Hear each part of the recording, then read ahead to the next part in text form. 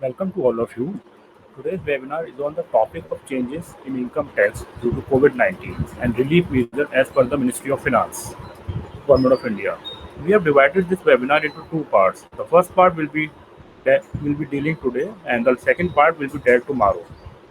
As we all know, that pandemic COVID-19 has caused unprecedented disruption in the year of 2020.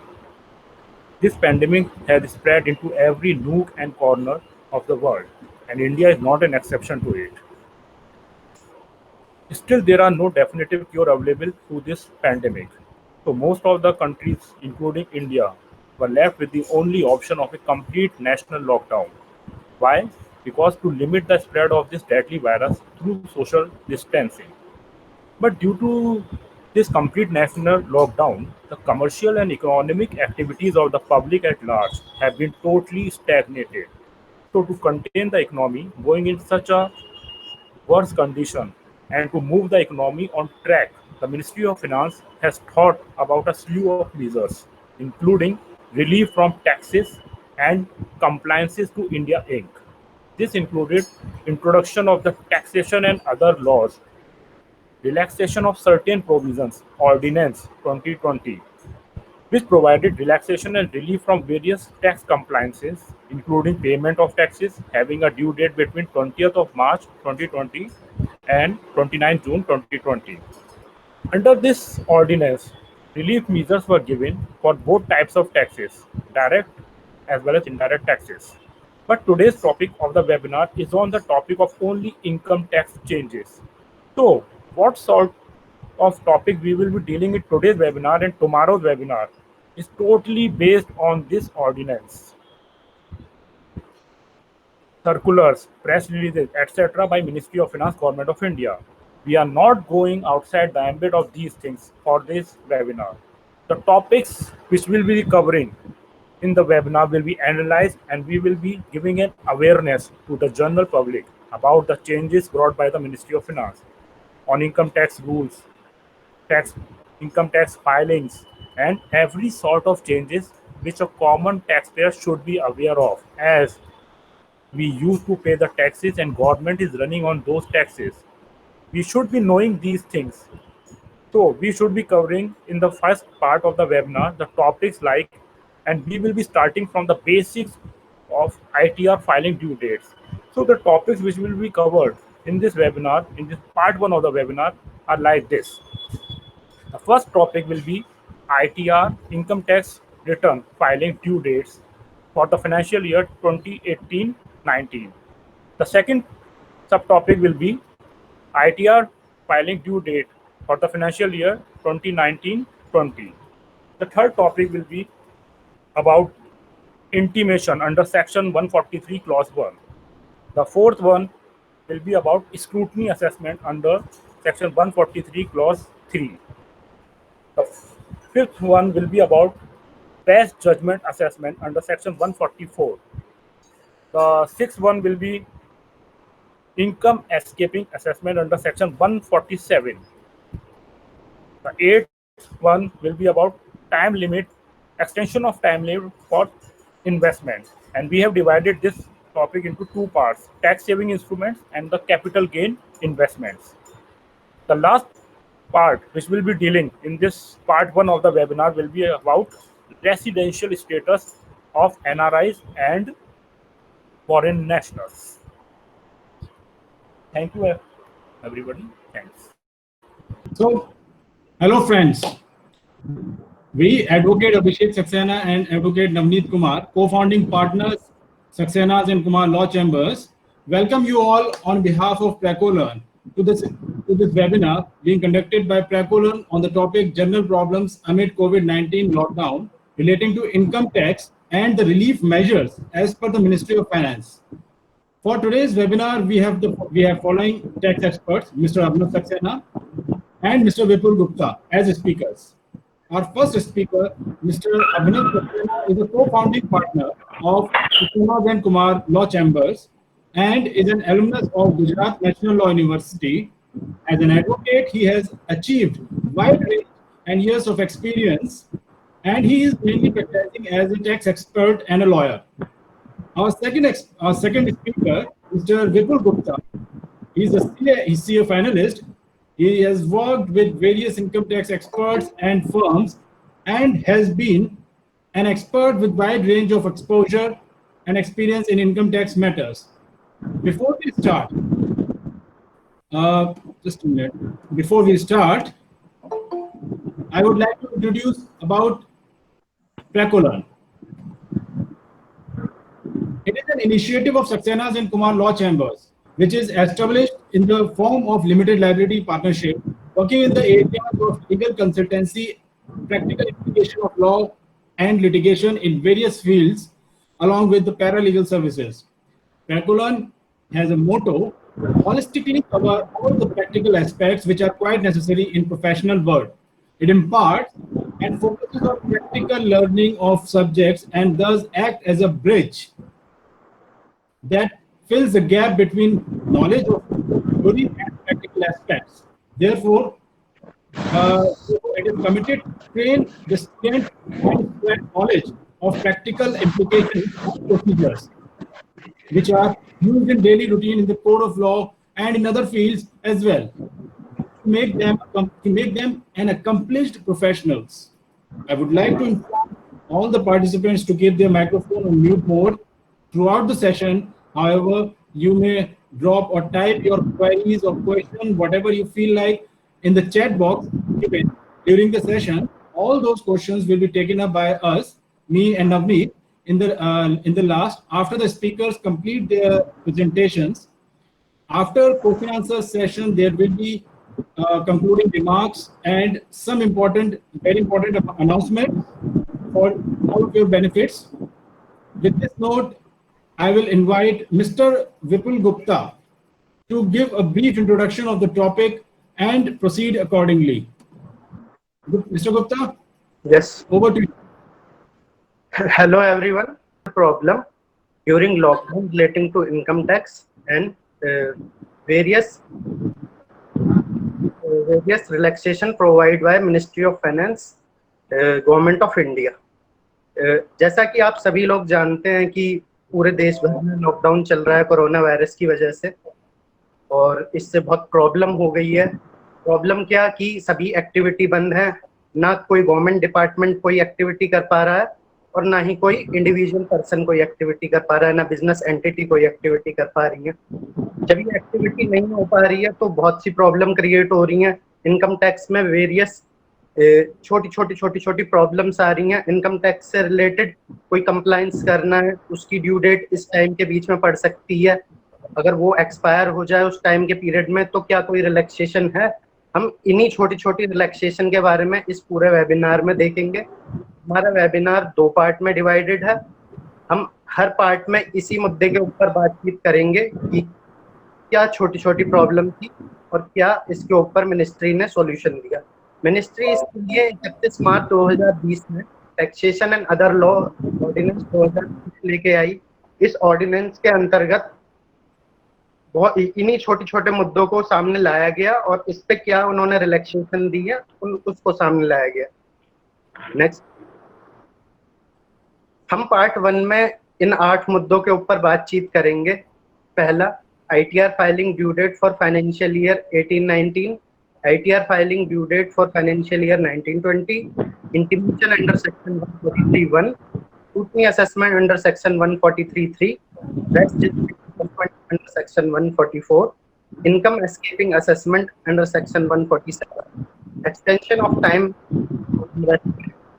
like tax saving instrument, capital gain investment, and last one is residency status of NRI and foreign national. Next, important note को हम important note क्यों बोल रहे हैं? क्योंकि आगे आने वाली हर स्लाइड का इससे कनेक्शन है। इसमें हम जो लाइनें पढ़ेंगे उसका हर एक स्लाइड से रिलेशन है। इस तरीके से मैं आपको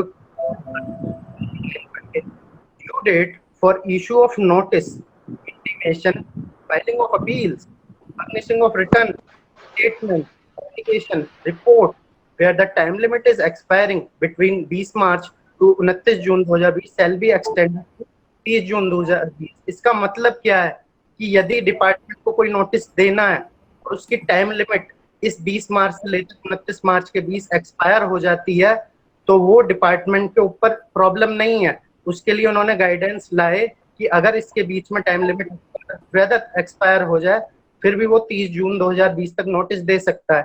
एक और एग्जांपल बताता हूँ, ये तो था डिपार्टमेंट की तरफ से एग्जांपल। अब मैं देता हूँ एक आम आदमी की तरह से क्या एग्जांपल हो सकता है।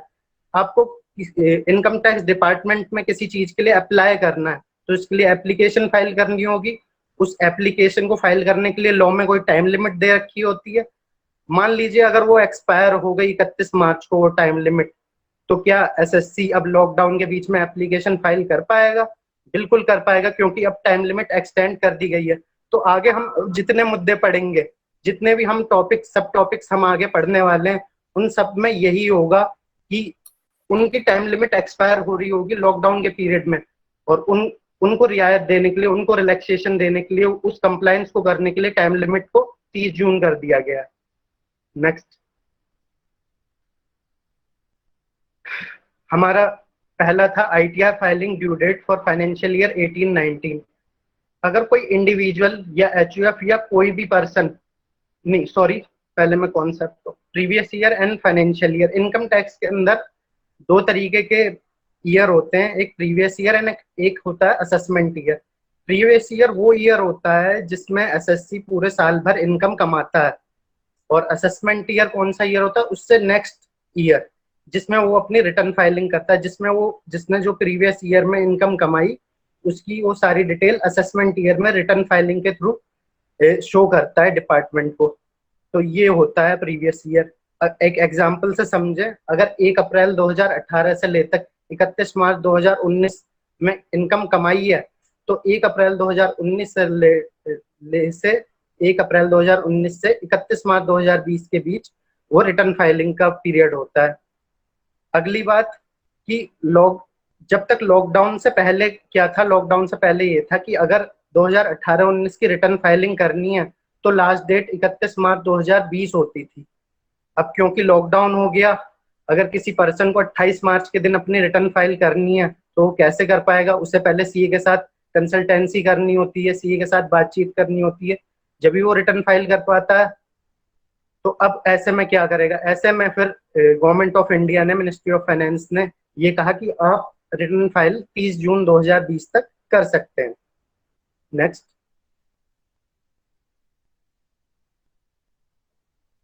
ITR filing due date for financial year 19-20 extended.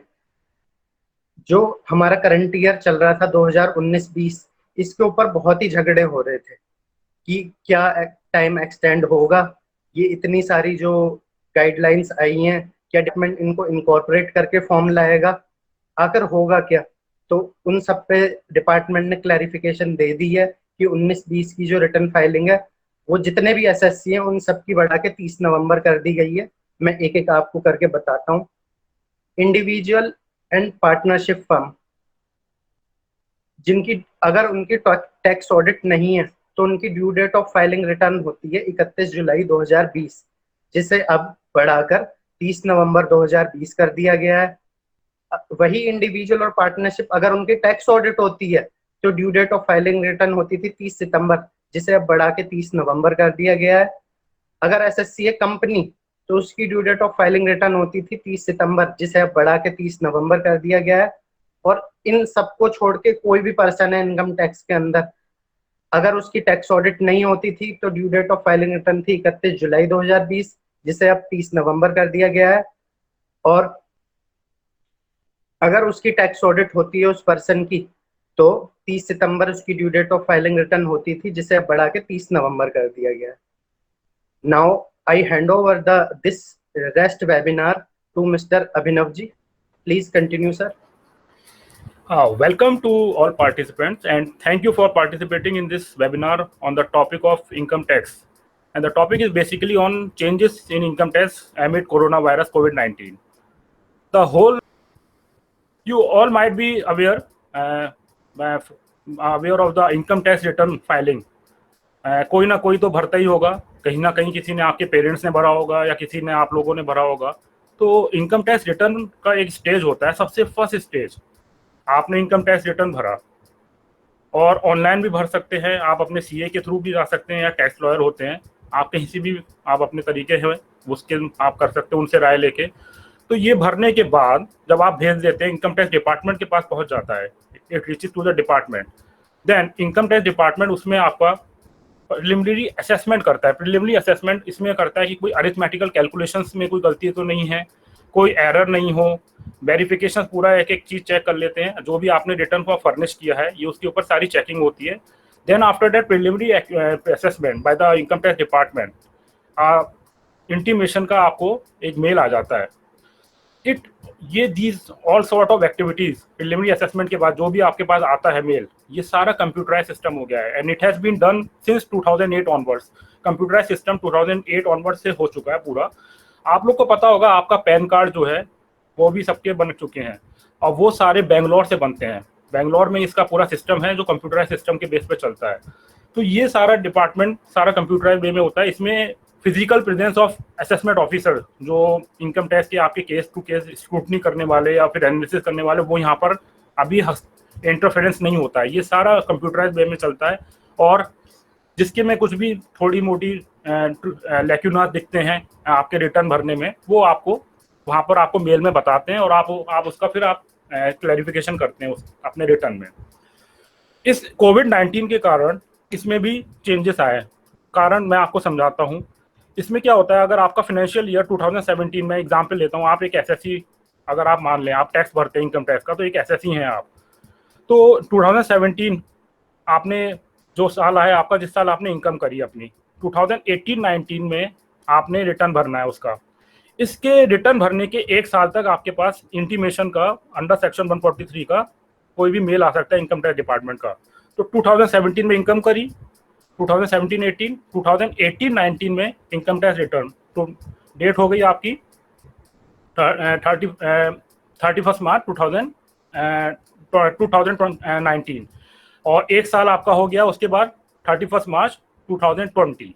अब इसी बीच में ये पीरियड हो गया आपका इंटीमेशन भेजने का। अब इसी पीरियड में आपने पता है कि 24 और 22 ऑफ मार्च 2020 लॉकडाउन स्टार्ट हो गया इंडिया में।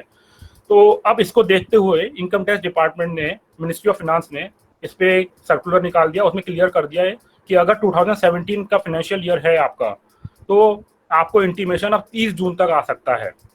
और कोई भी आपको अपील करनी हो, आपका असेसमेंट करना हो, any compliances by the assessee, tax के कोई भी कंप्लायंसेस हो एसएससी के द्वारा या कुछ भी, वो सब आपके 30 जून तक एक्सटेंड कर दिए गए हैं।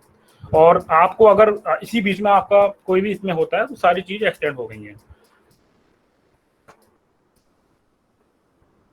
Then comes your scrutiny assessment. This is the first stage, scrutiny. This is the first stage, very first stage when an AO, assessment officer, income tax department officer, आपकी केस टू केस एनालिसिस करता है। यहाँ से step शुरू होता है। जो आपने अभी इंटीमेशन का आपने पढ़ा अभी वहाँ पर, वो उसमें आपका फिजिकल प्रेजेंस नहीं होती एओ की, बट यहाँ पर वो केस टू केस एनालिसिस करता है और आपको वो पर्सनल लेवल पे आपको इन नोटिस भेजते हैं। ये स्क्रूटनी असेसमेंट होता क्या है? What do you mean by scrutiny assessment? Actually department के जो लोग असेसमेंट ऑफिसर्स होते हैं वो केस टू केस की फाइलें देखते हैं। अब फाइल आपकी, आपने इनकम टैक्स रिटर्न भरा, अब आपने जो रिटर्न भरा है उसमें उनको डाउट्स होते हैं कुछ, और कहीं ना कहीं किसी को जो ऑफिसर होता है उसको डाउट होगा, तो वो आपसे क्लैरिफिकेशन मांगेगा उन डाउट्स का कि ये चीजें मुझे कमी दिख रही है, कुछ ना कुछ आप हाइड कर रहे हैं। एसएससी के द्वारा कुछ चीजें हाइड होती हैं, ऑब्वियस ही बात है, कुछ ना कुछ करते हैं लोग, तो एसएससी करते हैं, तो उसके ऊपर वो जवाब मांगते हैं आपसे। वो जवाब पहले नोटिस भेजा जाता है आपको अंडर सेक्शन 143 क्लॉज 2 के अंदर इनकम टैक्स के, और वो आपको जवाब, अगर उनको करेक्ट आपने जवाब नहीं किया तो आपका इनकम टैक्स का इसी पे नेक्स्ट स्टेप होता है एओ के द्वारा, वो आपको फिर आपके खिलाफ ऑर्डर निकाल देता है, स्क्रूटनी असेसमेंट का ऑर्डर अंडर सेक्शन 143 क्लॉज 3। ये जो नोटिस भेजने का टाइम पीरियड होता है इसमें आपको 6 महीने, जिस साल आपने इनकम टैक्स रिटर्न भरा होता है उस साल के फाइनेंशियल ईयर एंड होने के 6 महीने तक आपको होता है। तो जैसे मैं आपको इसका बताता हूँ फाइनेंशियल ईयर 2018, इसका मैं अगर आपको एग्जांपल देता हूँ, कोई एसएससी है, उसने इनकम टैक्स रिटर्न भरा होगा 2019-20 में। 31 March 2020 is the last date for return. अब नोटिस भेजने का मैंने अभी आपको लोग बताया कि 6 महीने के अंदर फाइनेंशियल ईयर एंड होने के आपको नोटिस भेज सकते हैं। तो 6 महीने आपका हो गया 31 मार्च से लेकर 6 महीने, तो 30 सितंबर 2020 तक 30 September 2020 is the last date to get a notice under section 143 clause 2 of scrutiny. फिर उसके बाद आपका ऑर्डर निकलता है, और ऑर्डर अगर आपने सही जवाब नहीं दिया तब ऑर्डर की आपके ऊपर कार्रवाई होती है। इसके जितने भी कंप्लायंसेस हैं, time limit for completion of assessment, compliances by SSC, and you are not satisfied with the order of the AO, then you can appeal for further higher authorities like Commissioner of Income Tax Appeals. Even higher to that, there is a authority of Income Tax Appellate Tribunal, then High Courts, and then Supreme Courts. तो आप इसमें जितना भी है ये सब income tax के अंदर आप 30 जून तक अभी कर सकते हैं। ये कोविड-19 के कारण ये चेंजेस आए हैं अभी, तो ये सब इसके स्क्रूटनी का ये पहला स्टेप है जहां पर आपको ये होता है। Then comes the best judgement assessment. इसमें best judgement actually means by chance, जाने अनजाने हम कह सकते हैं, कभी कभी हम लोग के रिकॉर्ड्स और पूरे डॉक्यूमेंट्स हम लोग कभी कभी सप्लाई नहीं करते हैं, जान के भी और जानबूझ के भी। मैं जानबूझ का कारण का भी रीज़न बताऊंगा, होते हैं कारण कि हम लोग अपनी कोई चीज़ें छुपाने की कोशिश कर लेते हैं या कुछ इनकम का सोर्स छुपा लेते हैं, तो उस चक्कर में हम लोग कई बार रिकॉर्ड नहीं देते हैं, सप्लाई नहीं करते हैं, डॉक्यूमेंट छुपा लेते हैं। तो इनकम टैक्स के अंदर एक प्रोविज़न दिया हुआ है सेक्शन 144 के अंदर कि जहाँ पर आपके पास प्रॉपर डॉक्यूमेंट्स नहीं हो, आपके पास प्रोवाइड नहीं है ऑफिसर के पास, तो वो अपने माइंड को यूज़ करके उस केस को कैसे ऑर्डर पास करे, वो इसके अंदर दिया हुआ है। इसमें वो अपना ही लेवल, अपना माइंड को यूज़ करते हुए वो पूरा ऑर्डर निकालते हैं, पहले नोटिस भेजते हैं, आपसे जवाब मांगते हैं, और वो 5 इंस्टेंसेस होते हैं। There are 5 instances when best judgement assessment can be applied. पहला होता है कि आपने इनकम टैक्स रिटर्न ही नहीं भरा हो प्रीवियस ईयर का। दूसरा होता है आपने इनकम टैक्स रिटर्न तो भर दिया, बट आपने कुछ चीज़ें आपने अपने लेवल पे छुपा रखी हो, रिकॉर्ड आपने पूरे नहीं दिए हो। तीसरा होता है इसमें आपका स्क्रूटनी का आपको पास नोटिस आता है, मतलब डाउटफुल हो। चौथा होता है, फोर्थ वन इज कि आपने ऑडिट नहीं कराया हो अपने अकाउंट्स को, तो ये भी एक बेस्ट जजमेंट के अंदर आता है instant. And the last one is the correctness and genuineness आपके अकाउंट्स की ना हो, मतलब कहीं से उसको गड़बड़ी दिख रही हो आपके अकाउंट्स के ऊपर, जो भी आपने इनकम टैक्स रिटर्न फर्निश किया है डिपार्टमेंट को, तो वो नहीं दिखते हैं, तो देन इनकम टैक्स का आपके पास इसका एक पहले नोटिस आता है। वो आपसे फिर पहले पूछते हैं ये सारी चीज़ें कि आप ये कर पाओगे या नहीं कर पाएंगे। नहीं आपका जवाब सही होता है, देन ऑर्डर निकलता है। मैं आपको इसमें एक एग्जाम्पल के तौर पे समझाता हूँ। अगर आपने इनकम टैक्स का रिटर्न पिछले साल का नहीं भरा है, तो आप क्या करेंगे, उसमें क्या होगा, एक आपको पहले नोटिस आएगा, आपसे सवाल पूछा जाएगा, why are you not furnishing your income tax return of the previous year, and वो करना पड़ता है। और एक चीज़ और आप लोग नोटिस कर लीजिए, इनकम टैक्स रिटर्न हमारे यहाँ ऐसा कोई रूल नहीं है कि आपकी कोई कमाई हो रही है, नहीं हो रही है, ज़्यादा या कम हो रही है, ऐसा कोई रूल नहीं है। इनकम टैक्स रिटर्न भरा जाता है, और आपके ऊपर अब तो आधार और पैन का लिंकेज भी हो चुका है, तो इस इवन इनकम टैक्स डिपार्टमेंट की सब पे नज़र रहती है। अब डिजिटल वर्ल्ड है, तो अब वैसा नहीं है। 2008 onwards it has all been computerised, तो वो कभी भी आपसे सवाल पूछ सकते हैं कि आप रिटर्न क्यों नहीं भर रहे हैं। रिटर्न आपका चाहे नीली आए, मैं तो कहता हूँ, मगर रिटर्न भरा जाता है। 2.5 लाख के स्लैब से आप लोग नीचे हो तो भी रिटर्न भरते हैं लोग, तो ये एक प्रोसीजर है।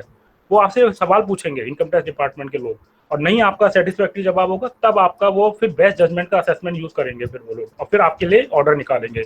अब कोविड-19 के बीच में अगर ये कोई नोटिस आ जाता है बेस्ट जजमेंट के ऊपर, इस पे अगर वो कार्रवाई करना चाहें 20 मार्च से लेकर 20 मार्च 2020 टू 29 जून 2020, देन तो फिर वो एक्सटेंड कर दी गई हैं सारी चीज़ें 30 जून तक। इसमें जितनी भी कंप्लायंसेस हैं, टाइम लिमिट फॉर असेसमेंट हो, अगर आपके पास ऑर्डर भी आ जाए, उसके बाद भी सारी चीज़ें एक्सटेंड कर दी गई हैं 30 जून तक। अपील भी आपको 30 जून तक सारी एक्सटेंड कर दी गई हैं बेस्ट जजमेंट असेसमेंट के अंदर।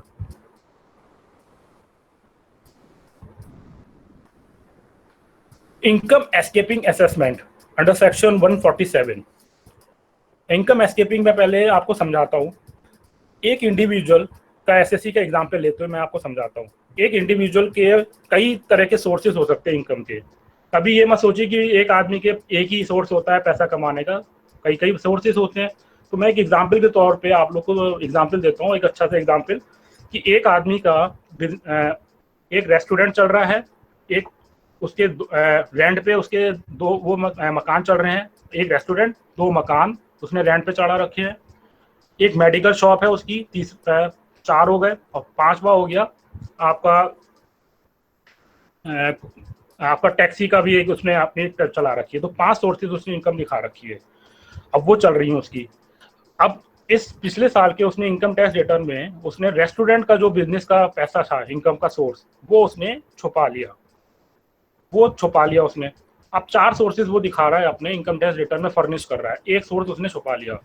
And he was conceiving that income tax department is not have a eyes to on me, but this is not true. Income tax department के अपने इंटेलिजेंस होता है, वो सब निकाल लेते हैं, पता चला जाता है। तो अगर इनकम टैक्स डिपार्टमेंट को रीजन टू बिलीव होता है कि इस आदमी ने, इस एसएससी ने, इस टैक्स पेयर ने प्रीवियस ईयर में अपना कोई चीज छुपाई है, कोई सोर्स ऑफ इनकम छुपाया है, तो वो आपको एक पहले नोटिस भेजेंगे। वो नोटिस जाता है अंडर सेक्शन 148। इसमें भी 3 ऑप्शंस दे रखे हैं किन किन जगह पे आपका ये इनकम एस्केपिंग का लगता है। पहला होता है कि ये 4 साल तक के असेसमेंट ऑफिसर आपके अकाउंट्स खोल सकते हैं प्रीवियस ईयर्स के, जिस साल आपने किया उससे 4 साल पीछे तक के। सेकंड होता है जब आपकी इनकम जो आपने छुपाई है, जो सोर्स ऑफ इनकम आपने जो छुपाया है, that what you have concealed from the income tax department, that one source of income, तो अगर वो ज्यादा है 1 लाख और 1 लाख से ज्यादा, 1 lakh and 1 lakh more, then up to 6 years of वो आपके प्रीवियस ईयर के अकाउंट खोल सकते हैं। And the third one is जो आपने इनकम जो छुपाई है वो बाय चांस उसका रिलेशन कहीं फॉरेन के किसी से रिलेशन में आ जाए, मतलब वो विदेश के किसी सोर्स से हो इनकम का, then up to 16 years he can open your accounts, और वो चेक कर सकते हैं, एनालाइज कर सकते हैं, और आपको फिर नोटिस भेजेंगे कि अब आप बताइए, इसका आप मुझे जवाब दीजिए। तो आपका अगर जेन्युइन जवाब नहीं लगा और तो फिर आपके खिलाफ ऑर्डर निकलता है, income escaping assessment under section 147 का ऑर्डर निकलता है। और इन्हीं सारी चीज़ों को अगर ये नोटिस आपके पास इस टाइम पीरियड में आता है तो वो एक्सटेंड हो गया 30 जून ड्यू टू कोविड-19। सारी कंप्लायंसेस जो भी एसएससी करते हैं, टैक्स पेयर करते हैं, it has been extended to 30 June. Time limit for assessment जो एओ के थ्रू होता है, इनकम टैक्स डिपार्टमेंट के थ्रू होता है, time limit for completion of assessment, it has been extended to 30 June. आपके पास नोटिस आने के बाद ऑर्डर आ जाता है and you are not satisfied with the order of the AO regarding this income escaping assessment, then you can go for higher authorities for appeals for CIT, for income tax appellate tribunal, high court, and it has been also extended to 30th of June.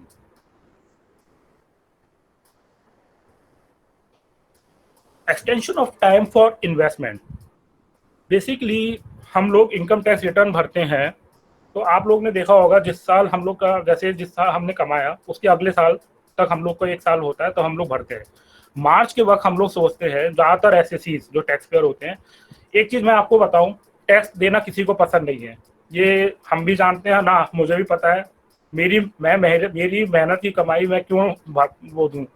तो tax में हम लोग रास्ते ढूंढते हैं कहाँ से हम लोग अपना पैसा बचा लें जो मैंने इतनी मेहनत से कमाया है। तो income tax is the only act which gives you legal methods to deduct and to get exemption under income tax। वो आपको जब आप इनकम टैक्स रिटर्न भरते हैं तो आपको यहाँ डिडक्शंस का भी एक अच्छा सा दे रखा है, इंस्ट्रूमेंट दे रखे हैं, और एग्जेम्पशंस के भी आपको अच्छे इंस्ट्रूमेंट दे रखे हैं यहाँ पर। और इसमें आपको हमने 2 डिवीजन में पार्ट किया है जो हम इसमें डिस्कस करेंगे। टैक्स सेविंग इंस्ट्रूमेंट्स होते हैं कुछ, और कुछ होते हैं आपके capital gain investments. Tax saving instrument में आपके जैसे for example life insurance premiums, Sukanya Samriddhi Yojana, इसमें आप इन्वेस्टमेंट कर सकते हैं। ये लास्ट मंथ ऑफ मार्च में ज़्यादातर लोग करते हैं, जब इनकम टैक्स रिटर्न भरने की तारीख आती है 31 मार्च इज द लास्ट डेट होता है नॉर्मल डेज में, बट इस बार एक्सटेंड हो गया है, तो हम लोग इनमें इन्वेस्टमेंट करते हैं जिससे हमें डिडक्शन मिल जाए। ऐसी पब्लिक प्रोविडेंट फंड होते हैं, 5 ईयर फिक्स डिपॉजिट्स होते हैं। तो ये सारे कई तरह की इस तरह की टैक्स सेविंग इंस्ट्रूमेंट्स होते हैं जहाँ पर आप अपना इन्वेस्ट करके जो भी आपने इनकम है वो आप लगाएंगे और आप इनकम टैक्स में क्लेम करेंगे तो आपको डिडक्शन मिलता है। इसमें 80C के अंदर, under section 80C of income tax act, एक लिमिट होती है जो आपको कहती है कि सिर्फ 1.5 लाख तक के इन्वेस्टमेंट पे ही आपको डिडक्शन मिलेगा। फॉर एग्जाम्पल, मैं अगर आपको एग्जाम्पल देता हूँ, आपने सुकन्या समृद्धि योजना में 3 लाख रुपए लगाए और आपने 5 ईयर फिक्स डिपॉजिट में आपने 2 लाख रुपए लगाए और आपने क्लेम करा कि मेरे को 5 लाख का डिडक्शन दे दीजिए, तो आपको 5 लाख का डिडक्शन नहीं मिलेगा, आपको 1.5 लाख का ही मिलेगा। आपने क्लेम मांगा था 5 लाख का, बिकॉज वो नहीं मिलता है क्योंकि लिमिट है इसकी। ऐसे तो कोई 10 लाख लगाएगा, कोई 1 करोड़ लगाएगा, कोई सबको ऐसे नहीं, सिर्फ 1.5 लाख तक की ही एक लिमिट है इसमें 80C के अंदर टैक्स सेविंग इंस्ट्रूमेंट में। एक 80D के अंदर है मेडिकल इंश्योरेंस प्रीमियम, इसमें भी आपको मिलते हैं। 80G में डोनेशंस का ऊपर होता है, डोनेशन आप देते हैं। आजकल कोविड-19 चल रहा है, प्राइम मिनिस्टर ने अभी एक नया पीएम केयर फंड निकाला है फॉर कोविड-19 के लिए। उसमें आप लोग अगर इन्वेस्टमेंट करेंगे तो वहां पर आपको इस वक्त 100% डिडक्शन मिल रहा है। इस वक्त जितना आपने पैसा लगाया आप क्लेम कर सकते हैं पीएम केयर फंड के अंदर, जो भी आप रिटर्न भरेंगे 2019-20 का, अगर फाइनेंशियल ईयर 2019-20 का। और अभी आपके पास समय है, और ये सारी एक्टिविटी करने के लिए you have the time till 30th June. पहले 31 मार्च था, कोविड-19 के कारण it has been extended to 30th June. तो ये वाली एक्टिविटीज आप आराम से सोचें। अभी आपके पास 3 महीने हैं, मतलब तो 30 जून में 1 महीना रह गया है, 31 मार्च से 3 महीने थे। तो आराम से इस चीज़ के बारे में आप अपना सोच सकते हैं, किसी सीए किसी टैक्स लॉयर से आप कंसल्ट करके कहाँ पर आप इन्वेस्ट करें जिससे आपको अच्छा डिडक्शन मिल जाए। तो वो सारी डेट्स आपकी एक्सटेंड कर दी गई हैं इनकम टैक्स के डिपार्टमेंट के थ्रू। कैपिटल गेन इन्वेस्टमेंट क्या होता है? इनकम खाली वही इनकम नहीं होती जो हम लोग सोचते हैं। इनकम हमें प्लांट, मशीनरी, प्रॉपर्टीज, इनके थ्रू भी हमें कैपिटल गेन होता है। जब भी हम कोई चीज़ बेचते हैं तो इनकी कुछ वर्थ वैल्यू होती है। These all things, these immovable properties have some worth value, और जब हम इनको बेचते हैं तो हमारे पास पैसा आता है, इनकम आता है, वो कैपिटल गेन कहा जाता है। अब वो कैपिटल गेन हमारे हाथ में होता है। अब वो इसके ऊपर हमें एग्जेम्पशंस मिलते हैं। अगर आप कोई आपने प्रॉपर्टी बेची और उसके बाद आपने कहीं लगा दी, तो आपने जहां पर लगाई, जितने पे लगाई उतने पे आपको एग्जेम्पशन मिल जाता है इनकम टैक्स के अंदर। आप इसका क्लेम मांग सकते हैं अंडर सेक्शन 54, इसमें रेसिडेंशियल प्रॉपर्टी की बात करते हैं। सेक्शन 54F, इसमें अदर देन रेसिडेंशियल प्रॉपर्टी। और अगर आपको प्रॉपर्टी में नहीं करना है, then there is an option of capital gain bonds.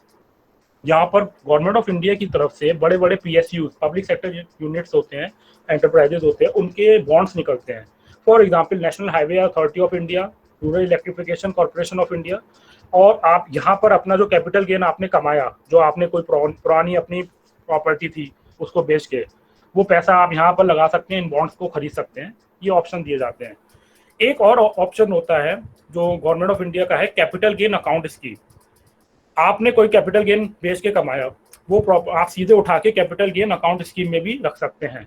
और इसका ये आपको पूरा का पूरा इनकम टैक्स में जब आप रिटर्न भरेंगे तो क्लेम पूरा मिल जाएगा। जैसे आपने फॉर एग्जांपल आपकी एक प्रॉपर्टी थी 30 लाख की आपने बेची, और 30 लाख आपने उठा के सीधे कैपिटल गेन जो आपने जनरेट किया वो उठा के आपने कैपिटल गेन अकाउंट स्कीम में रख दिया, तो आपको वो क्लेम पूरा मिल जाएगा अपने इनकम टैक्स रिटर्न में। आपको 100% उसमें क्लेम मिल जाता है। तो ये सारी एक्टिविटीज करने का एक समय था, अब वो बढ़ा के 30 जून तक आपको बढ़ा दिया गया है। इसमें extension of time for investment.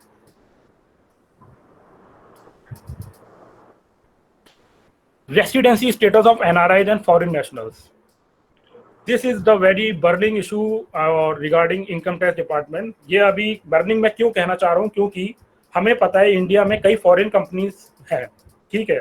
जब से LPG रिफॉर्म्स हुए इंडिया में 90s से, तब से हमारे यहाँ वर्ल्ड की बड़ी बड़ी कंपनियां अपने अपने प्लांट, मशीनरी आते रहते हैं, बिजनेस करते हैं लोग आके, और हम लोग भी बाहर जाते हैं।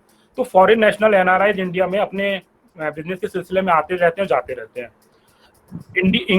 Under income tax act there is a provision कि कोई सिटीजनशिप के होने से आपको इनकम टैक्स नहीं भरना होता। मैं ये चीज़ क्लियर कर दूं, रेसिडेंट अगर हैं आप कुछ पर्टिकुलर डेज के लिए, तभी आप मान्य होते हैं, तभी आप SSC होते हैं टैक्स पेयर के अंदर। Under section 6 clause 1 there is a clear cut guidance given. वहाँ पर क्लियर कट लिखा हुआ है कि एक 182 डेज मोर, या फिर प्रीवियस ईयर में, या फिर प्रीवियस ईयर 4 साल के उसमें 365 डेज हो, और जो लास्ट का प्रीवियस ईयर हो उसमें 60 डेज हो, तब आप रेसिडेंट ऑफ इंडिया कहलाए जाते हैं। अब यहाँ पर इशू क्या आता है, अब मैं आपको छोटा सा एग्जांपल देता हूँ। मैं नोएडा में, हमारा ऑफिस है, हमारे नोएडा में ही, ग्रेटर नोएडा में, या आप अगर दिल्ली में हो या फिर आप बॉम्बे में हो या जयपुर और दिल्ली के बीच में हाईवे में एक पूरी एक कॉलोनी है, जापान के लोगों की कॉलोनी है वहाँ पर, मैं हाईवे NH 8 पे जो है। तो यहाँ पर फॉरेन नेशनल्स की कई कंपनियां हैं, इनके फॉरेन नेशनल्स यहाँ बिजनेस करते हैं आके। यहाँ सैमसंग की एक फैक्ट्री है, यहाँ इनके लोग आते हैं, साउथ कोरिया से, जापान के लोग आते हैं, इनके MDs आते हैं। अब हुआ क्या, बाई चांस कोई सोचिए अगर पिछले साल कोई आया हो सितंबर अक्टूबर में फॉरेन नेशनल अपने इंडिया में बिजनेस करने में, और उसको फ्लाइट हो उसकी मार्च के लास्ट वीक में उसको जाना था, and at that time national lockdown was there, so it's quite impossible for him to return to his home country. अब वो आदमी यहाँ फंस जाता है, इसी बीच में लॉकडाउन लग गया, कोविड-19 चल रहा है, तो वो यहीं स्टे कर रहे हैं यहाँ पर इंडिया में। अब उनका जो 182 डेज का डेज थे वो कभी आगे बढ़ने लगते हैं, it's increasing till 9th of May there was no clarification. तो इसमें इन्होंने 9th of May को सर्कुलर निकाला central board of direct taxes, ministry of finance में, कि जो भी इस पीरियड में स्टे करेंगे, जो भी फॉरेन नेशनल्स NRIs, जब तक इंटरनेशनल फ्लाइट सही से चलने नहीं लगेंगी नॉर्मल डेज की तरह, तब तक इनके पीरियड को हम वो नहीं मानेंगे, एक्सक्लूड कर देंगे। It has been excluded. इसका मुद्दा मैंने 4th of May के मेरे वेबिनार हुआ था, वहां भी मैंने एक इशू उठाया था, तब मैंने बोला था, एग्जाम्पल दिया था, ये चैलेंज था स्कोप एंड लॉ के उसमें एक छोटा सा एग्जाम्पल दिया था कि 4th May को, and within a week the circular was provided by CBDT, और ये हुआ। इसमें दूसरा इशू ये आता है कि डबल टैक्सेशन इशू होता है। अब होता क्या है डबल टैक्सेशन, मैं आपको समझाता हूँ। आप सोचिए साउथ कोरिया का आदमी सैमसंग का ही है, मान लीजिए सैमसंग के हैं वो, और वो यहाँ पर इंडिया में आते हैं, नोएडा में आते हैं, दिल्ली आते हैं, और उनकी कंट्री में तो वो टैक्स दे ही रहे, he is a tax payer in south Korea. अब इंडिया आते हैं और वो यहाँ पर अगर ये सर्कुलर नहीं आता तो वो यहाँ पर भी क्या उनको टैक्स देना पड़ता, क्योंकि जब तक ये सर्कुलर नहीं आता, ये बहुत बड़ा क्वेश्चन मारता है, ये इशू था बहुत बड़ा, बट ये सर्कुलर आ गया। दूसरा, कई कंट्रीज के साथ हमारा डबल टैक्सेशन अवॉइडेंस एग्रीमेंट भी साइन है इंडिया का, तो उससे भी वो बच जाते हैं। मगर कुछ कंट्रीज अभी भी ऐसी हैं जहां हमारे double taxation avoidance agreement sign नहीं है, वो टैक्स हेवन कंट्रीज होती हैं, वो अदर इश्यूज में हैं, जैसे बहामास, मॉरिशियस, जहां आप लोगों ने सुने होंगे कई इधर से उधर, पनामा पेपर लीक के बारे में किसी ने अखबार में पढ़ा होगा तो सुना होगा। ये इस तरह की कंट्रीज हैं जिन्हें टैक्स हेवन कंट्रीज कहते हैं। राउंड ट्रिपिंग के कंसेप्ट होते हैं, इन्हीं कंट्रीज के साथ करते हैं, शेल कंपनीज बना लेते हैं, ये सब चीजें अलग कंसेप्ट हैं, बट मैं डबल टैक्सेशन के अंदर की बात है ये। तो this is all about residency status of NRIs and foreign nationals. तो इट हैज बीन एक्सक्लूडेड, अब उनके स्टे को एक्सक्लूड कर दिया गया है। So this has been completed by me. मैं Mr. Just if anybody has a question, then तब तक let them ask the question. उससे पहले मैं थोड़ा कुछ इम्पोर्टेंट इन्फॉर्मेशन है मैं देना चाहता हूँ। आखिर ये इम्पोर्टेंट क्यों है? Why this webinar and this topic is important for every Indian, every citizen जो 18 साल से ज्यादा के। कंसर्न इज हियर कि आप अर्न करते हो, you have a obligation to पे।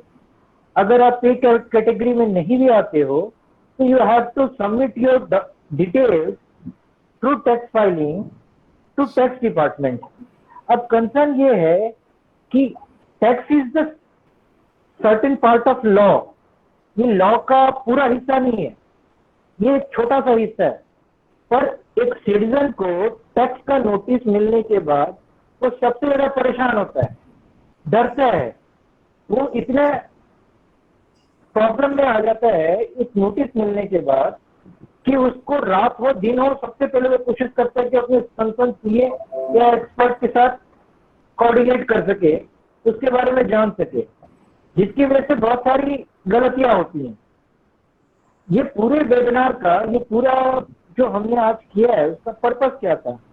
चाहे वो एक्सपर्ट हो चाहे वो आम इंसान हो, उसको ये चीज समझना चाहिए कि टैक्स एक ऐसा लीगल एस्पेक्ट है इंडिया का जो आपको प्रॉब्लम और सॉल्यूशन दोनों देता है।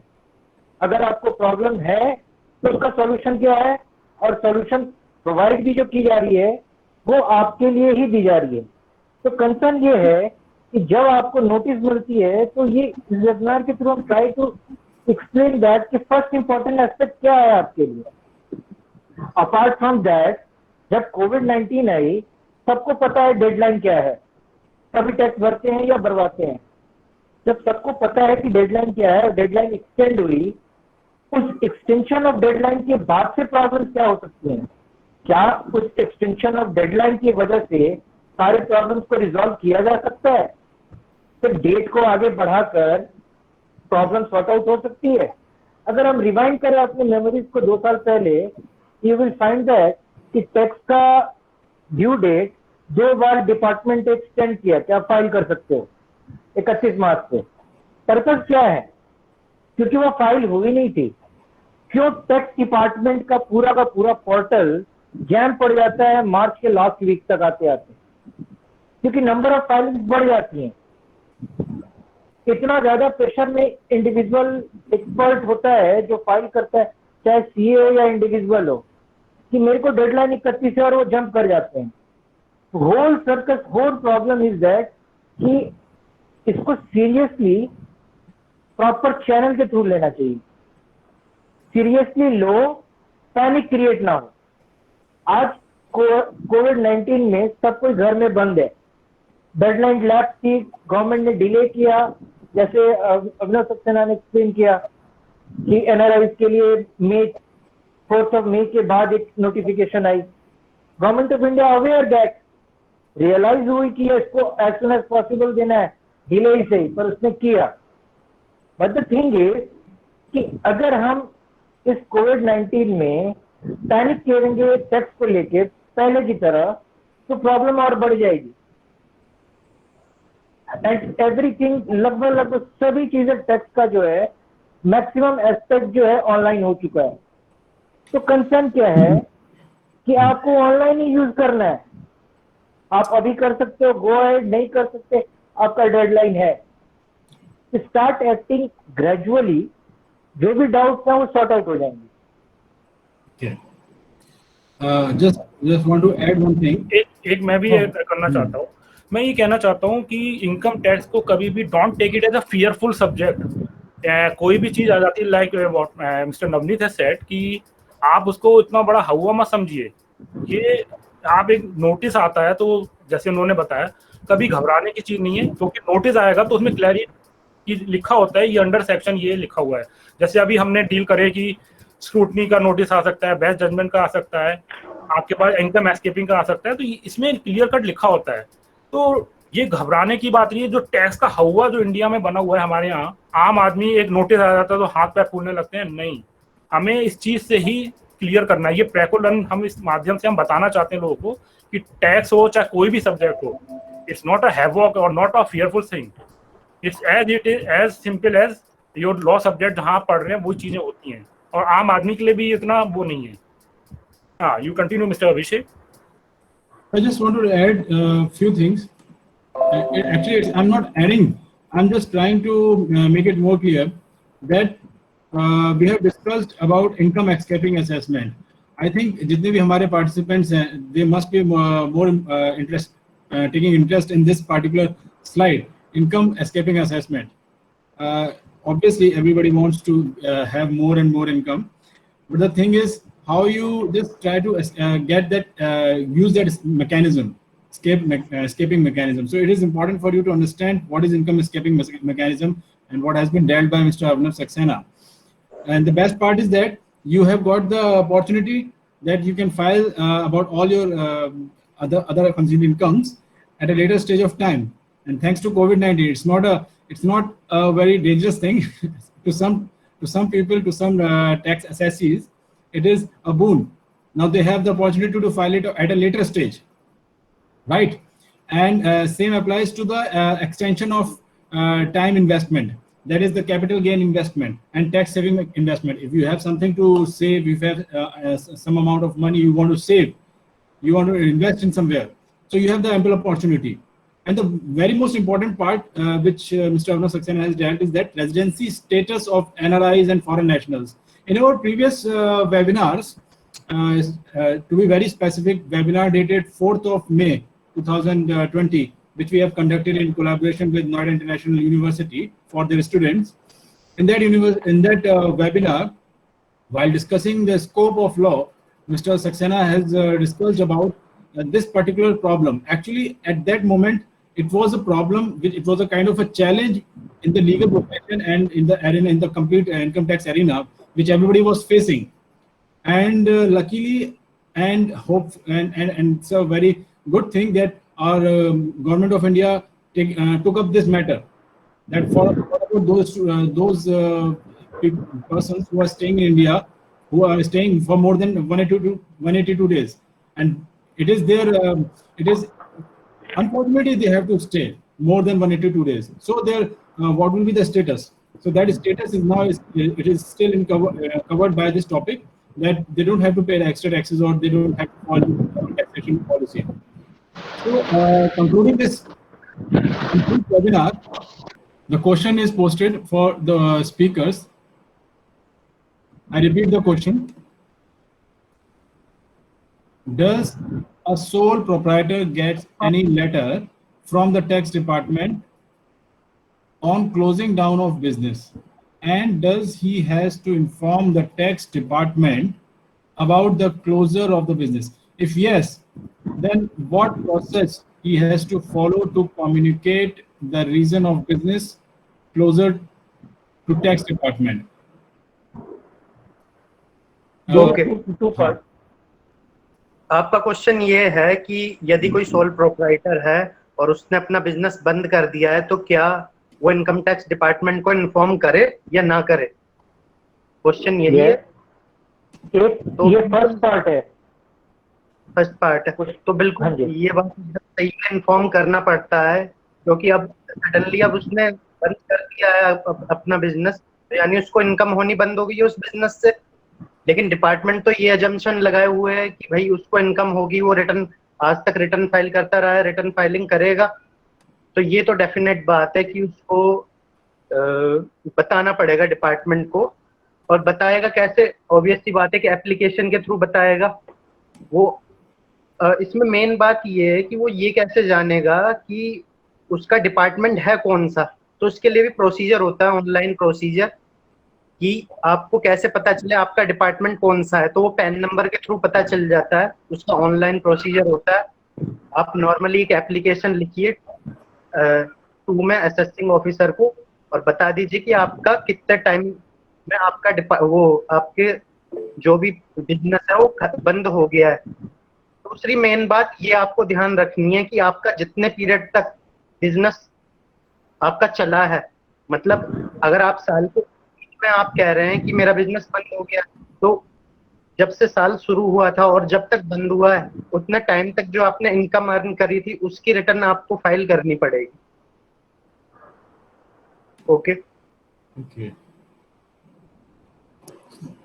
वो क्वेश्चन की क्वेरी का रिप्लाई आ गया है। उन्होंने दोनों एस्पेक्ट दिया है रिप्लाई में। पहला कि एक रिटन एप्लीकेशन असेसमेंट ऑफिसर को दी जाती है और मोड ऑफ कम्युनिकेशन जो है वो रिटन एप्लीकेशन है, जिसमें इंफॉर्मेशन देना मैंडेटरी होता है कि जो सोर्स ऑफ इनकम आपका है, जहां से आप सोर्स जनरेट कर रहे हो, अगर वो सोर्स ऑफ इनकम बंद हो रही है तो डिपार्टमेंट को इंफॉर्मेशन देनी होगी कि आपका इंफॉर्मेशन बंद है। Okay. I hope this query is ample clear, Mr. Singh. I have got some other queries. Okay. There is one more query from Mr. Singh. Mm-hmm. Does he get any letter in return from the department? Could you be more specific about your query, Mr. Singh? I think ये पूछना चाहते हैं कि जब आप letter देते हो और क्लोजर का, तो क्या वहां से कोई एक्नॉलेजमेंट आती है? लेटर आप देते हो तो वहां से एक्नॉलेजमेंट आती है आपकी जो भी डॉक्यूमेंटेशन, जैसे आपने जीएसटी रजिस्टर की होगी, इसका रिप्लाई मैं देता हूँ, जो भी आपने जीएसटी रजिस्टर की होगी उस फॉर्म के नाम पे, वो जीएसटी भी सस्पेंड होती है। आपने जो भी उसके ऊपर लाइसेंस लिया हुआ उस वर्क के बेसिस पे, उसको भी बंद करना होता है। तो जैसे ही आप टैक्स डिपार्टमेंट को लेटर देते हो और एक्सेप्टेंस आती है, एक्नॉलेजमेंट आता है रिसीविंग का, एक्नॉलेजमेंट के बेसिस पे ही आप उस एक्नॉलेजमेंट को यूज कर सकते हो क्लोजर के लिए। Okay. Okay, there's one more thing. If it is before GST process time, तो सर उससे पहले सेल टैक्स वगैरह थी, अदर मोड ऑफ टैक्सेशन था, जहाँ जो डायरेक्टली आपके बिजनेस से कोरिलेट करता था। तो अगर बिजनेस से रिलेटेड, जैसे मान लो मेरे पास कोई मैन्युफैक्चरिंग यूनिट है, इस पे वेरियस टाइप ऑफ टैक्सेशन लगती है, एक्साइज लगती है, सेल टैक्स लगता है, इनकम और कमाई के ऊपर इनकम टैक्स लगती है।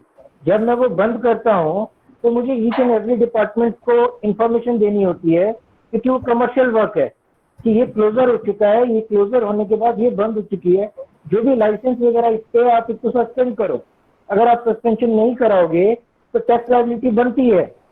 तो सारे डिपार्टमेंट के अपने अपने प्रोसेस होते हैं जिसमें आपको कम्युनिकेट करना होता है। अगर बिफोर जीएसटी है, you have to be more precise with particular department. अगर जीएसटी उसके बाद जीएसटी है, अगर जीएसटी के बाद ये हो रहा है तो आपको जीएसटी डिपार्टमेंट को करना होगा। I hope, Mr. Singh, we are clear about the question. Okay. We have got some other queries. We are well, Singh. We have some other queries which I have got directly through messaging. I'm posting those queries. Maybe it is of help or it is of some kind of benefit for you. Yes. Okay. There is a question. I have received the income tax notice under section 143 clause 2 during lockdown. What should I do? Is there any relief available? ये वाकई में बहुत ही important question है कि क्योंकि department में अब lockdown के पीरियड में भी 33% कैपेसिटी में लोग काम कर रहे हैं, तो ये ऑब्वियस सी बात है कि लॉकडाउन के पीरियड में आपके पास इनकम टैक्स का नोटिस आ सकता है। लेकिन घबराइए मत, डिपार्टमेंट ने खुद ऑर्डिनेंस पास करके बोला है कि आपको कोई भी रिप्लाई करना है नोटिस का, कोई भी आपको कंप्लायंस करना है, वो सब 30 जून तक एक्सटेंड हो गया है, तो घबराने की जरूरत नहीं है। आप 30 जून तक उसका रिप्लाई कर सकते हैं, बेशक टाइम एक्सपायर हो जाए। Okay. There is another query. I have sold a residential flat in 2019-20. What is the due date for deposit in capital gain account scheme? Okay ये ट्रेनी है, ये सीएस ट्रेनी है। इनका एक क्वेश्चन है जो अभिषेक सक्सेना जी ने पूछा है, ये डायरेक्ट मैसेज आया है कि ड्यू डेट क्या होगी इस सेल के बाद कैपिटल गेन के ऊपर। नॉर्मली जो कैपिटल गेन अकाउंट स्कीम में डिपॉजिट करने की ड्यू डेट होती है due date of filing return. अब आप देखिए कनेक्शन इसका कैसे बनेगा। 2019-20 की due date of filing return extend होके 30 नवंबर हो गई है, तो अकॉर्डिंगली जो पहले हुआ करती थी 31 जुलाई 2020, अब एक्सटेंड होके 30 नवंबर 2020 हो गई है। तो अकॉर्डिंगली जो उसका due date of filing return तक उसे डिपॉजिट करना, तो उसका टाइम लिमिट ऑटोमेटिक एक्सटेंड हो गया है। अब वो 31 जुलाई की जगह 30 नवंबर तक अपना एग्जेम्पशन पाने के लिए, डिडक्शन पाने के लिए वो पैसा 30 नवंबर 2020 तक डिपॉजिट कर सकता है। Okay. There is one more question. Actually, this question is quite similar. Okay, there is one question from Mr. Sandeep Gupta. Okay, to the experts, are there any benefits to filing early, and what happens if I file after the deadline? Okay, question ये है कि return filing का question पूछ रहे हैं ये, और return filing का क्वेश्चन मैं ये जानना चाहता हूँ, क्या ये फाइनेंशियल ईयर 18-19 की बात कर रहे हैं, 19-20 की बात कर रहे हैं? एक बार Mr. Sandeep, you can please specify your question. आप कौन से फाइनेंशियल ईयर की बात कर रहे हैं? Okay, 19-20. Okay, no problem boss. 19-20 के लिए 30 नवंबर आखिरी डेट है रिटर्न फाइलिंग की। आप उससे वो तो आखिरी डेट है 30 नवंबर 2020। अगर आप उससे पहले करना चाहे कर सकते हैं, कोई प्रॉब्लम नहीं। उससे कोई बेनिफिट मिलेगा उनको? बेनिफिट सब मिलेंगे जो एक आम एसएससी को मिलते हैं। इनकम टैक्स लॉ तो सबके लिए है। बेनिफिट किस टाइप का बेनिफिट, डिडक्शन का या किस टाइप का?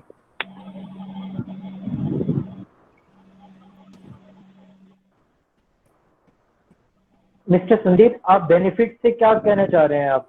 अगर आप बेनिफिट को स्पेसिफाई करें। ओके, ओके, डिडक्शन की बात कर रहे हैं वो, लॉ तो रिडक्शन की बात कर रहे हैं। आपको बिल्कुल हर तरीके की जो भी लॉ में डिडक्शन लिखी हुई है सब मिलेंगे। okay.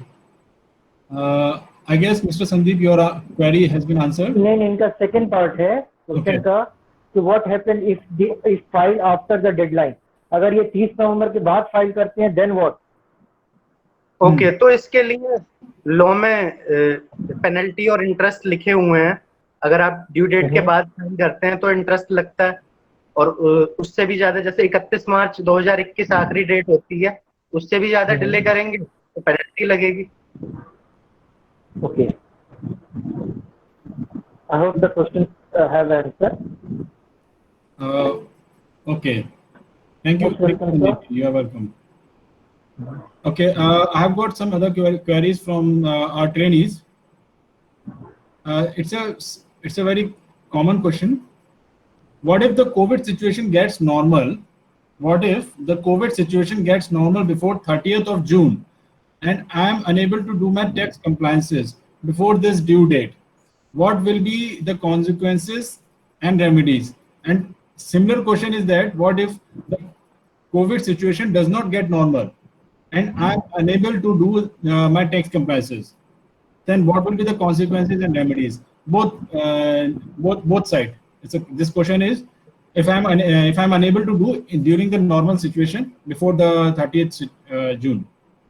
क्वेश्चन ये है कि जो 30 जून आखिरी डेट है कोई भी कंप्लायंस करने की, अगर जो लॉकडाउन चल रहा है 30 जून से पहले खुल जाता है तो फिर कोई प्रॉब्लम ही नहीं है। अगर 30 जून से पहले, मान लीजिए अभी सबको पता चल रहा है कि 31 मई तक खुल जाएगा, यानी एसएससी के पास 1 महीना है 1 जून से 30 जून तक, तो कंप्लायंस कर सकता है, कोई प्रॉब्लम नहीं। बट क्वेश्चन सर ये है कि अगर वो कंप्लायंस नहीं कर पा रहा है 30 तारीख तक, तब क्या होगा उसका?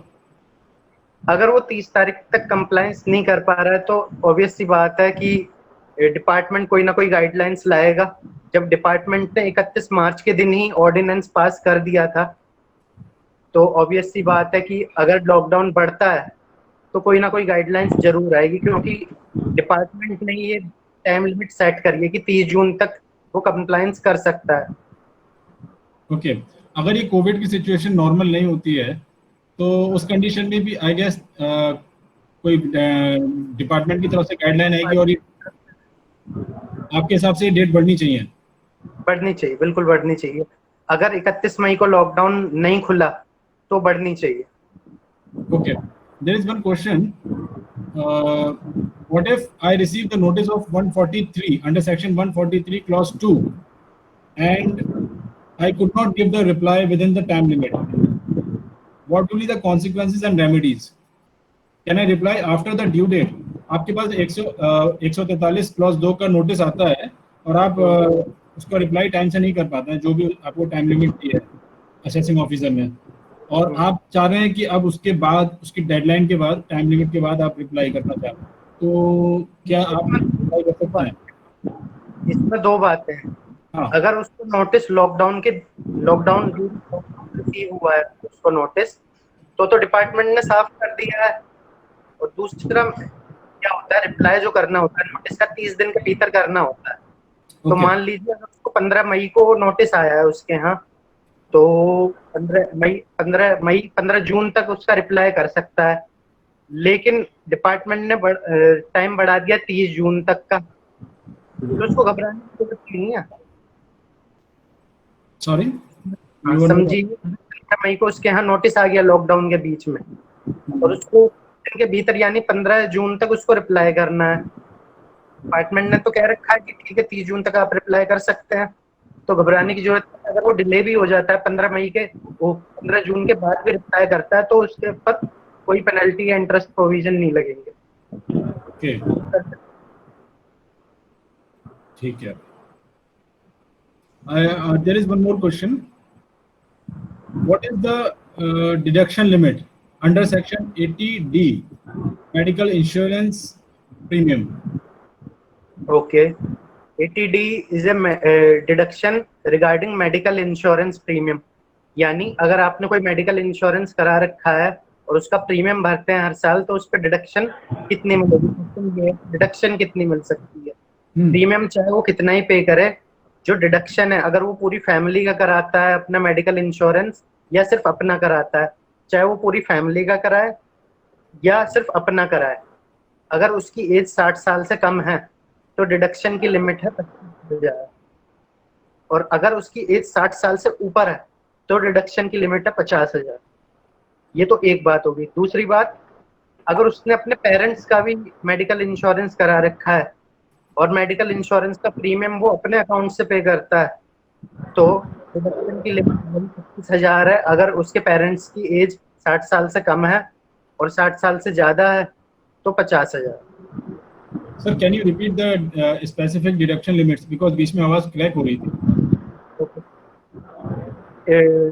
अगर वो इंडिविजुअल उसकी एज 60 साल से कम है तो डिडक्शन की लिमिट है 25,000, ओके और अगर उसकी एज 60 साल से ज्यादा है तो डिडक्शन की लिमिट है 50,000। अगर उसने अपने पेरेंट्स का भी मेडिकल इंश्योरेंस करा रखा है तो उसके लिए अलग से उसको डिडक्शन मिलेगी। अपने लिए तो मिल ही रही है, लेकिन उसके पेरेंट्स का करा रखा है और उसके अकाउंट से प्रीमियम जा रहा है तो उसको अलग से और 25,000 डिडक्शन मिलेगी। अगर उसके पेरेंट्स की एज 60 साल से कम है तो 25,000, 60 साल से ज्यादा है तो 50,000। Okay. Okay. There is one more very general query, and again from our trainees.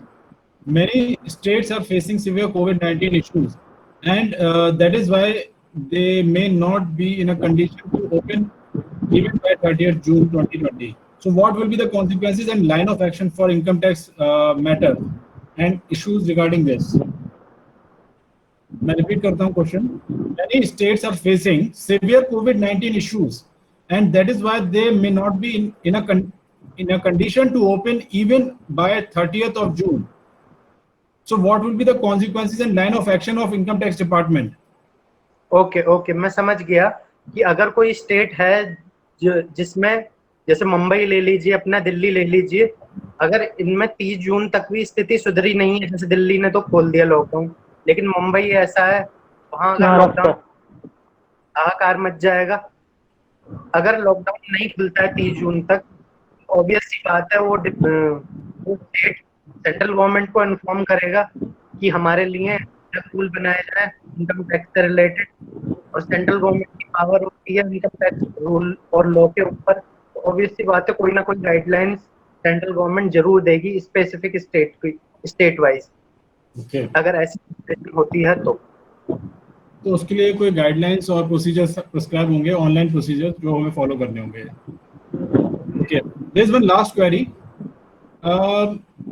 क्या टैक्स ऑडिट रिपोर्ट पर कोई एक्सटेंशन या ड्यू डेट का एक्सटेंशन प्रोवाइड किया है हमें? यस, जो टैक्स ऑडिट की जो ड्यू डेट होती थी, वो उसकी रिपोर्ट को सबमिट करने की ड्यू डेट होती थी 30 सितंबर 2020, जिसे बढ़ा के 31 अक्टूबर 2020 कर दिया गया है। ओके, 30 अक्टूबर से बढ़ाकर, सॉरी सितंबर से 30 सितंबर से बढ़ाकर 30 अक्टूबर कर दिया गया।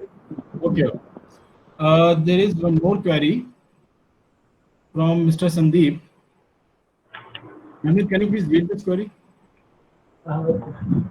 Yes, Mr. Sandeep asked, sir, I have a question, and my question is that for those people who are giving a high donation to the country, इस COVID-19 में जो लोग हाई डोनेशन कर रहे हैं कंट्री के लिए for welfare of the country, they will also पे टैक्सेस। क्या उनको भी टैक्सेस पे करनी होगी? ये देखिए कि आप ये देखिए, अगर कोई डोनेशन दे रहा है तो वो अपनी मर्जी से दे रहा है। अब इसके लिए इनकम टैक्स लॉ थोड़ी ना चेंज हो जाएगा। इनकम टैक्स लॉ तो सबके लिए समान है। तो आप इस बात को इग्नोर करिए कि क्या उसको एक्स्ट्रा रिलीफ मिलेगी कि नहीं। रिलीफ यही है कि अगर वो डोनेशन कर रहा है और एक कोई इंस्टीट्यूशन को कर रहा है जो ATG में रजिस्टर्ड है, तो उसको सकता है कि उसको 100% डिडक्शन मिलेगी, चाहे वो 1 करोड़ रुपए, 10 करोड़ रुपए, कितना भी डोनेशन दे रहा है उसको 100% डिडक्शन मिल जाएगी। लेकिन आप ये कहें कि अब उससे टैक्स ही ना लिया जाए, तो ऐसा नहीं होगा। टैक्स लॉ सबके लिए सेम है, चाहे वो अंबानी है, चाहे वो सिर्फ 2.5 लाख की से या 3 लाख तक की इनकम कमाने वाला है। मतलब सर आप ये कहना चाह रहे हैं कि आपने जितना भी रिलीफ के लिए या फिर किसी पर्पस के लिए टैक्सेशन का आपने कहीं पर पेमेंट किया है, वेलफेयर के लिए किया है, इन केस आपने पीएम केयर फंड में डाल दिया है, तो उसमें जितनी डिडक्शन की लिमिट्स दी गई है आपको उतनी मिलेंगी। अगर आपने जैसे टैक्स सेविंग इन्वेस्टमेंट में डाला है तो उसमें जितने परसेंटेज डिडक्शन की लिमिट दी गई है उतनी ही आपको मिलेगी, ये आप कहना चाह रहे हैं? Yes yes Yes, I have a, Okay. Thank you. There is one more query. I hope Mr. Sandeep, you are here. Okay. Thank you. Thank you, Sandeep ji. Mr. Bhushan Kaul has raised one query. Speakers, can I raise that query? Yes, yes. Yes. Okay. Mr. Bhushan Kaul has raised this query. Deadline. What could be the deadline of linking Aadhaar with PAN? Pan और आधार को link करने की आखिरी date 25 मार्च 2020 थी, जिसे अब बढ़ाकर 2020 कर दिया। 30 जून Thank you. 2020 हो गई है। Thank you. After this question बहुत सारी क्लैरिटी आ चुकी है। बहुत सारे क्वेश्चंस के रिप्लाई से ये चीज पता लगता है कि डाउट कितने हैं अभी टैक्स को लेके इंडिया में। वेरियस फॉर्म से, वेरियस नॉर्म से लोगों के क्वेश्चन क्वेरीज आई हैं, जिसका रिप्लाई हमारे एक्सपर्ट्स ने किया है। इससे ये पता लगता है कि टैक्स में हुआ ज्यादा है, टैक्स से लोग डरते ज्यादा है, अवेयरनेस कम है। That's why Kaikolan start this initiative कि we will try to provide awareness in mass for the student, for the public about the particular law, जिससे उनको प्रॉब्लम्स कम हो और जो गवर्नमेंट की तरफ से टाइमलाइन दी गई है उस टाइमलाइन में काम हो सके। अपार्ट फ्रॉम दैट, ये पूरी टॉपिक आज की जो है, इस टॉपिक से हमें ये पता लगता है या हमने क्यों किया इस टॉपिक को, इसका कंसर्न ही अवेयरनेस देना था कि जो टाइम आपके 31 मार्च की उसको एक्सटेंड किया गया है, क्या क्या एक्सटेंशन हुई है, किस ग्राउंड पे हुई है और आपके पास अभी लिमिटेशन क्या है। अपार्ट फ्रॉम द लिमिटेशन, जो टैक्स डिपार्टमेंट है, they are aware about the consumer problem, they are aware about the problem of mass. So instead of WhatsApp messages, focus on getting information from the tax department. अगर कोई tax paying person है, उसके portal पे income tax की उसकी ID password बनती है, उस पे उसकी नोटिसेज होती हैं। You should start learning information from that particular area instead of WhatsApp messages. Apart from that, जो भी टॉपिक हमने आज डील किए, चाहे टैक्सेशन हो, चाहे एनआरआई का सिचुएशन हो, ये अवेयरनेस की बात है कि आप पैनिक मत हो, लोग आपके लिए बैठे हैं, टैक्स डिपार्टमेंट बैठा है। Apart from that, if person willing to pay their tax during this कोविड-19 before 30 they can. Law applicable है, जो नहीं करना चाहता उसके लिए 30 है। हमारे लिए जो हम चाहते हैं वो कर सकते हैं आज भी, उनको वही सहूलियत और सुविधा फैसिलिटी मिलेगी जो 30 तारीख तक मिल रही है। So do not wait for 30 June. अगर आप कर सकते हो, गो अहेड, आप इजीली एक्सेस कर पाओगे इंटरनेट। 30 जून के आसपास फिर से ट्रैफिक बढ़ेगी और आप पैनिक क्रिएशन में आओगे। मान लो सब कुछ नॉर्मल होता है, गाइडलाइंस एक्सटेंड नहीं होती है, तो फिर वो सिचुएशन आएगा जो हमें हर साल 31 मार्च के लिए आती है। स्टार्ट लर्निंग, और आपको ये पता होना चाहिए कि tax department, tax law is the only law in India जो प्रॉब्लम का सॉल्यूशन भी खुद ही देती है। अपार्ट फ्रॉम दैट, सब प्रोसीजर्स बताते हैं कि आपको क्या करना है, क्या नहीं करना है। टैक्स डिपार्टमेंट कहती है आपको क्या करना है, कैसे करना है, और नहीं करोगे तो क्या होगा, और अगर आपने नहीं किया है तो इसको करके आप सुधार सकते हो अपने आप की अपनी गलतियों को। तो ये जो लास्ट पार्ट है ना, ये यूनिक बनाता है इंडिया के टैक्स सिस्टम को, कि अगर तुमने ये नहीं किया है तो भी हम तुमको रेमेडी देते हैं कि तुम उसको पूरा कर सको, उस काम को कर सको। जो आपने गलतियां की हैं। आज का जो सेशन है ये हमारा टैक्स का एक पार्ट है। कल का जो सेशन है हमारा वो टैक्स का सेकंड पार्ट होगा, टैक्सेशन का अदर लॉज के रिलेटेड है। जो ऑर्डिनेंस है जो हमें पास किया है सेंट्रल गवर्नमेंट ने 2020 में, रिलैक्सेशन ऑफ सर्टेन प्रोविजन, जो ऑर्डिनेंस के थ्रू आया है, we are discussing that ordinance और उस ऑर्डिनेंस को कोरिलेट करेंगे प्रेजेंट सिनारियो के साथ, और फिर हम आपको एक ब्रीफ में सिंप्लीफाइड वर्जन में बताएंगे कि उस ऑर्डिनेंस का इंपॉर्टेंस क्या है, क्यों वो ordinance each and every aspect में एक इंडिविजुअल को इन्फ्लुएंस कर रहा है, उस इन्फ्लुएंस का इम्पैक्ट हमारे ऊपर क्या पड़ेगा। तो कल का सेशन बहुत इंपॉर्टेंट है। कल के सेशन में जो अभी के लिए जो लॉ चेंज हुई है टैक्स के अंदर थ्रू ऑर्डिनेंस, उसकी इम्पोर्टेंस, उसका इन्फ्लुएंस और उसके इन्फ्लुएंस का इम्पैक्ट एक आम आदमी टैक्स पेइंग पर्सन के ऊपर क्या है वो डिस्कस की जा रही है। Somebody has asked a question. Yes. Somebody has asked Just and Sharma. Sir expert उनका क्वेश्चन ये है कि should there be revision of tax slab for financial year 2020 and 21 था। वो स्लैब था कि 2,50,000 तक आपकी इनकम है तो कोई टैक्स नहीं, 2 लाख से 5 लाख तक तो 5%, 5 लाख से 10 लाख तक इनकम है आपकी तो 20%, और 10 लाख से ऊपर है तो 30%। ये तो थी एक बात। दूसरी, अगर आप सैलरीड एम्प्लॉई हैं तो आपको लीव ट्रैवल कंसेशन की डिडक्शन मिलती है, आपको हाउस रेंट अलाउंस की डिडक्शन मिलती है, आपको एक स्टैंडर्ड डिडक्शन मिलती है बिना कहीं पैसा लगाए 50,000 रुपए की सैलरीड एम्प्लॉई के लिए। तीसरी मेन बात यह है कि अगर उसने कोई हाउस प्रॉपर्टी ली है, कैसे ली है, लोन लेकर, तो उस लोन पे जो वो इंटरेस्ट चुकाता था उसकी भी डिडक्शन मिलती थी, एटीसी में डिडक्शन मिलती थी, वेरियस पीपीई में पैसा लगाने पर, 5 साल की एफडी करने पर, और एटीडी में मिलती थी मेडिकल इंश्योरेंस की। तो इतनी सारी उसको डिडक्शन मिल जाती थी उसको टैक्स सेविंग करने के लिए। ये उससे सारी सेविंग छीन ली गई 2020-21 में ये नए स्लैब आने पर। लेकिन गवर्नमेंट ने ये भी कहा है कि आपको कंपलसरी नहीं है कि आप 20-21 के स्लैब आए। अब 20-21 के स्लैब हैं क्या, वो मैं आपको क्लियर कर देता हूँ। 20-21 में एक बात तो ये कर दी कि इन्होंने डिडक्शन जो मैंने अभी बताई है 19-20 की, वो सारी रिडक्शन छीन लिए, कोई रिडक्शन नहीं मिलेगी। सैलरीड एम्प्लॉय को ना लीव ट्रैवल कंसेशन मिलेगा, ना हाउस रेंट अलाउंस मिलेगा, ना ही उसको स्टैंडर्ड डिडक्शन मिलेगी, ना एटीसी मिलेगी, ना एटीडी मिलेगी। कब? अगर वो नई स्कीम अडॉप्ट करता है 20-21 की। Thank you, the esteemed guests and all the participants who are devoted their time here for the particular topic. इस टॉपिक को डिस्कस करके आपने मास को थोड़ी सी टैक्स के बारे में सिंप्लीफाई वे में आपने जो भी टाइम में आपने बताया है, माइट भी वो उनके लिए हेल्पफुल होगा, हमारे लिए हेल्पफुल है। और वी होप कि कल हम फिर इसी तरह से गैदर करेंगे सेकेंड टॉपिक ऑफ इसी का सेकेंड पार्ट के लिए।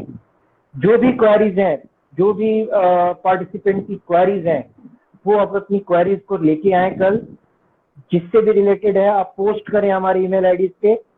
We will happy to help you solve your queries. जो भी है आप हमारे वेबसाइट के ईमेल आईडी के थ्रू हमारे इनबॉक्स में अपनी क्वेरीज को डालें। Our expert will be revert to you within time frame, और आपकी प्रॉब्लम्स को हम सॉर्ट आउट करना चाहेंगे। Thank you. Thank you. Thank you so much.